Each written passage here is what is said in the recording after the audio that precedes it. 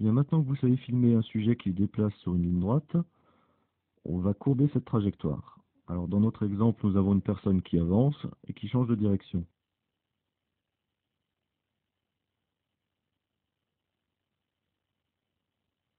Nos caméras 1 et 2 sont bien placées. Alors voyons ce que ça donne.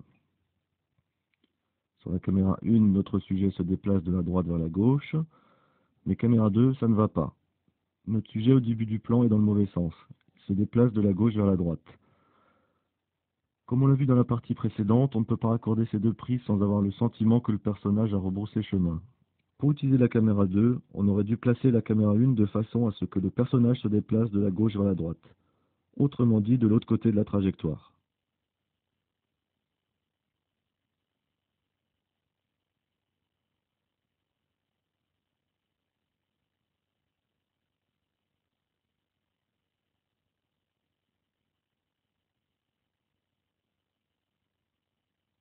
Par la suite, la caméra 3 devra être placée pour faire rentrer le personnage par la droite.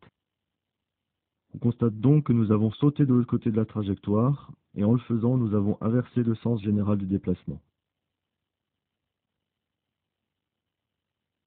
Donc si on veut conserver le même sens de déplacement dans une série de prises de vue, il ne faut jamais filmer à travers une courbe. Petite remarque importante, dans une histoire, prenons par exemple des voleurs qui viennent de cambrioler une banque et qui veulent rejoindre leur repère. En sortant de la banque, les voleurs se dirigent vers la droite. À ce moment-là, un code s'établit automatiquement et inconsciemment, selon lequel le repère des voleurs est quelque part vers la droite. Pendant leur trajet, des policiers vont essayer de les arrêter. Les voleurs vont changer de direction plusieurs fois, mais quand ils auront réussi à les semer, ils reprendront leur chemin vers la droite, et le spectateur comprendra ainsi qu'ils se dirigent de nouveau vers leur repère.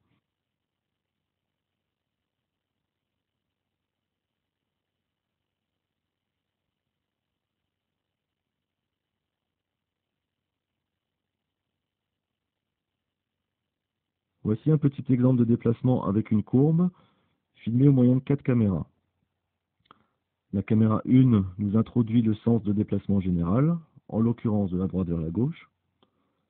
La caméra 2 suit le sujet en panoramique à l'extérieur de la courbe. Ça a son importance, je vais y revenir juste après cet exemple. Il n'y a pas de changement dans le sens de déplacement qui est toujours de la droite vers la gauche. Les caméras 3 et 4 forment un reverse shot, donc nous voyons bien que chaque caméra respecte toutes les règles que nous avons vues jusqu'à présent.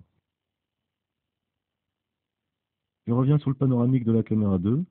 Il est important de le faire à l'extérieur de la courbe, car si on place la caméra à l'intérieur de la courbe, la distance entre le sujet et caméra restera constante, et on ne ressentira pas la sensation de courbe, mais plutôt à une chose étrange qui pourrait s'apparenter à un travelling arrière et en ligne droite, ce qui provoque une sensation bizarre en voyant le fond défiler à une vitesse beaucoup trop rapide.